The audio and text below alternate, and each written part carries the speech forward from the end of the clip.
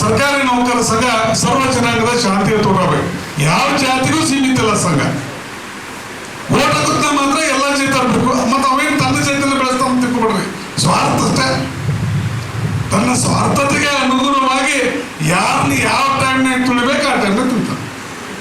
ದಯವಿಟ್ಟು ಬಾಗಲಕೋಟೆ ಜಿಲ್ಲೆಯಲ್ಲಿ ಇಲ್ಲಿ ಯಾರು ಅವ್ರಿಬ್ಬರನ್ನು ಬಂದು ಸ್ವಾರ್ಥಕೈತಿಲ್ಲ.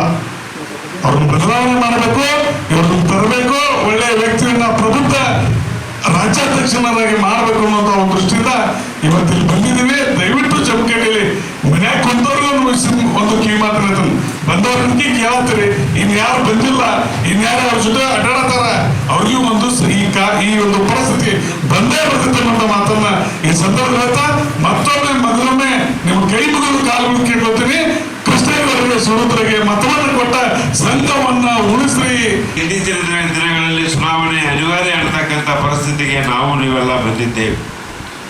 ಚುನಾವಣೆ ಮುಗಿದ ನಂತರ ಎಲ್ಲರೂ ಏಕೀಕೃತವಾಗಿ ಗೆದ್ದವರು ಸೋತವರು ಅನ್ನತಕ್ಕಂಥ ಭೇದ ಭಾವವನ್ನ ಮಾಡದೆ ಎಲ್ಲರನ್ನ ಒಂದೇ ವ್ಯವಸ್ಥೆ ಅಡಿಯಲ್ಲಿ ತೆಗೆದುಕೊಂಡು ಹೋಗತಕ್ಕಂಥ ನಾಯಕತ್ವ ಈಗಿನ ಪರಿಸ್ಥಿತಿಯಲ್ಲಿ ರಾಜ್ಯ ಸರ್ಕಾರಿ ನೌಕರ ಸಂಘಕ್ಕೆ ಇದೆ ಅನ್ನತಕ್ಕಂಥ ಒಂದು ಮಾತನ್ನ ಈ ಸಂದರ್ಭದಲ್ಲಿ ಹೇಳ ಬಯಸ್ತಾ ಇದ್ದೇನೆ.